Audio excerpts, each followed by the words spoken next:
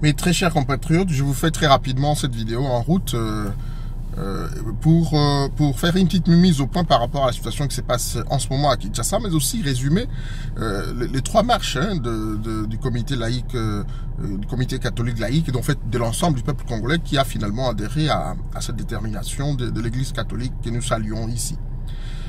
Le message que le président Kabila, le chef de l'État qui est déjà illégitime, le message qu'il nous transmet, qu'il nous envoie à travers cette situation, c'est un seul message. Le message de pourrissement de la situation, de l'enlisement de la situation, pour dire soit vous m'acceptez, soit je vous fais la guerre.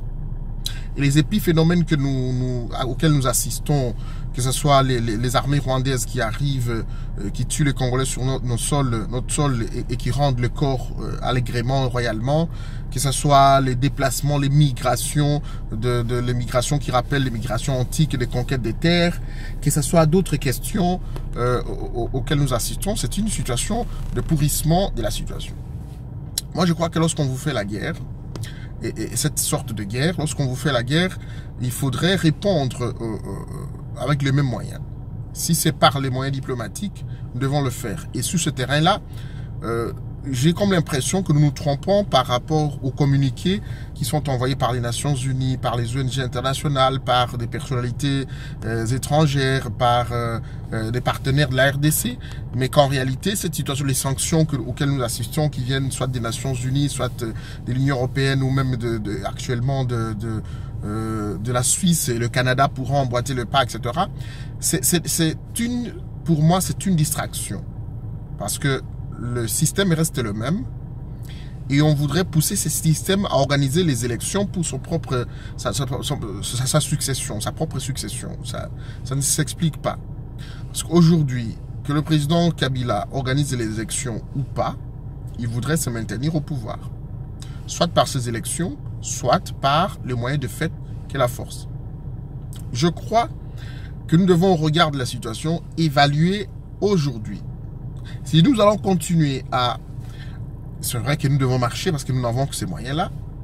Ou soit, pour la plupart d'entre les compatriotes qui pensent comme moi, si nous ne pouvons pas aussi répondre à M. Kabila et à son régime par la même expression auquel il s'exprime face à nous, la force. Et pour ça, j'ai toujours, et j'insiste, que nous devons faire un travail au sein de notre armée.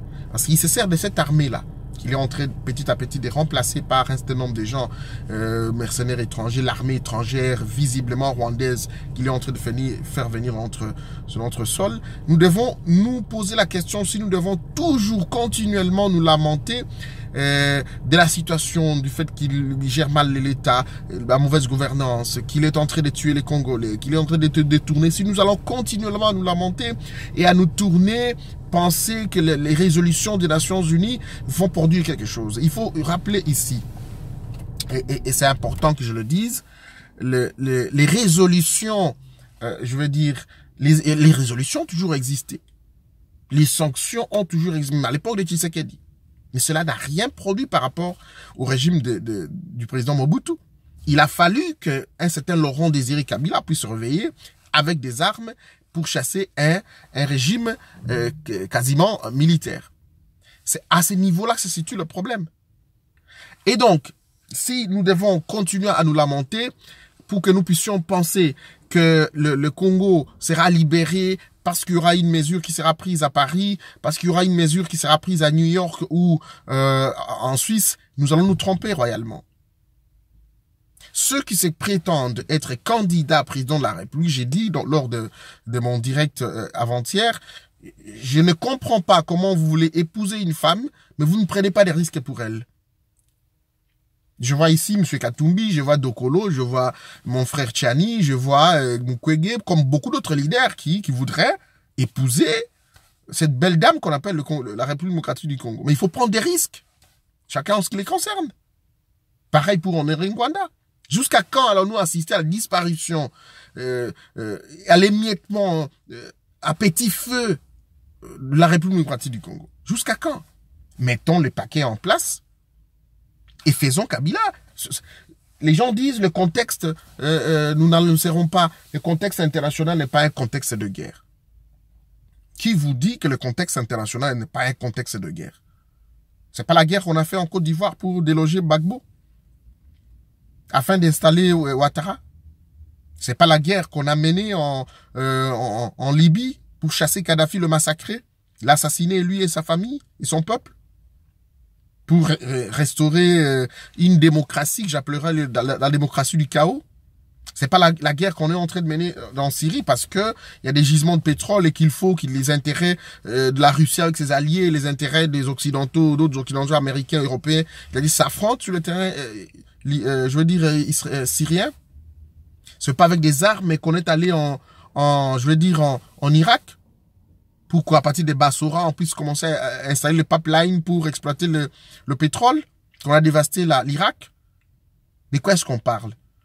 Mais si nous ne pouvons pas faire une guerre, mener une guerre classique, mais nous pouvons aujourd'hui créer une révolution à l'interne parce que les militaires congolais ne sont pas payés. Parce que le social des militaires congolais ressemble typiquement aux conditions sociales que vivent les Congolais tout entiers.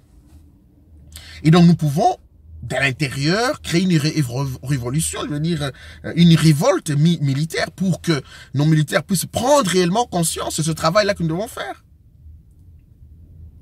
Parce que même ces militaires, même ces mercenaires étrangers ne sont pas si nombreux qu'on puisse l'imaginer. C'est avant tout sur les policiers congolais.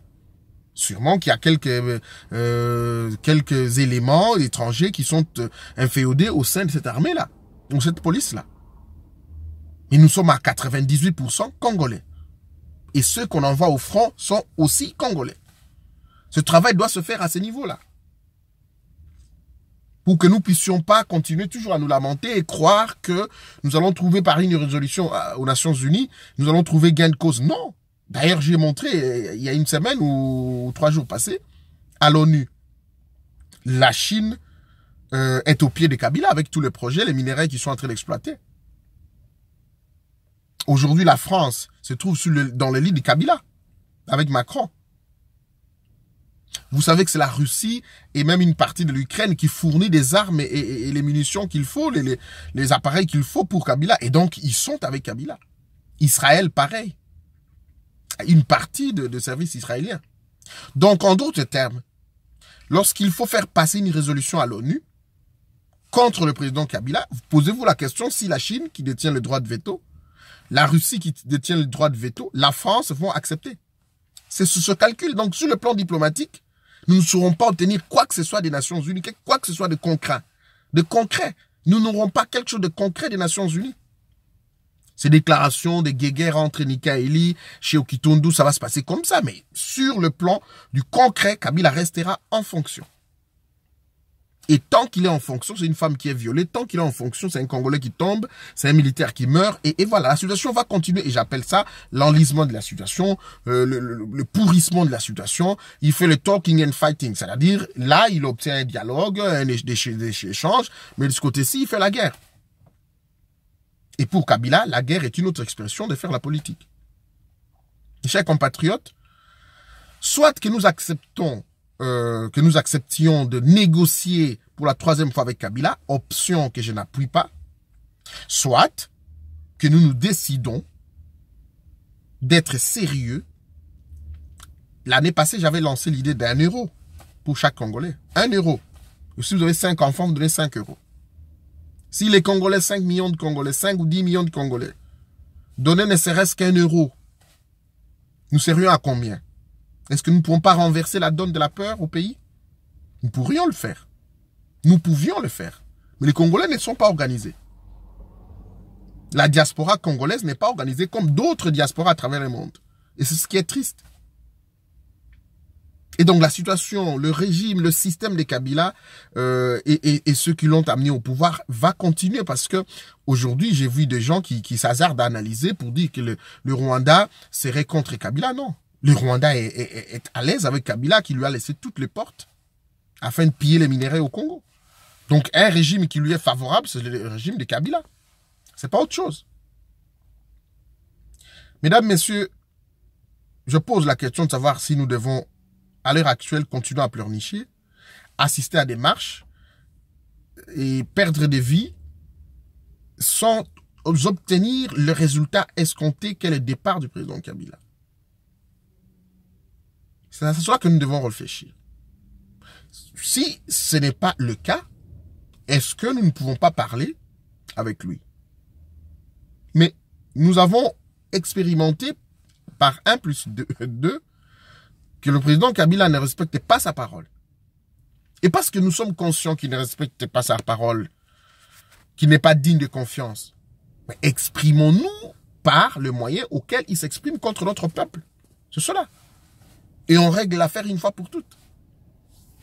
Voilà, c'est cette petite vidéo que j'ai voulu vous faire pour quelques minutes. Je vous remercie. Rendez-vous au prochain numéro. Courage pour ceux qui marchent à Kinshasa. Et nous allons suivre de près la situation qui s'est passée dans notre pays. Merci infiniment.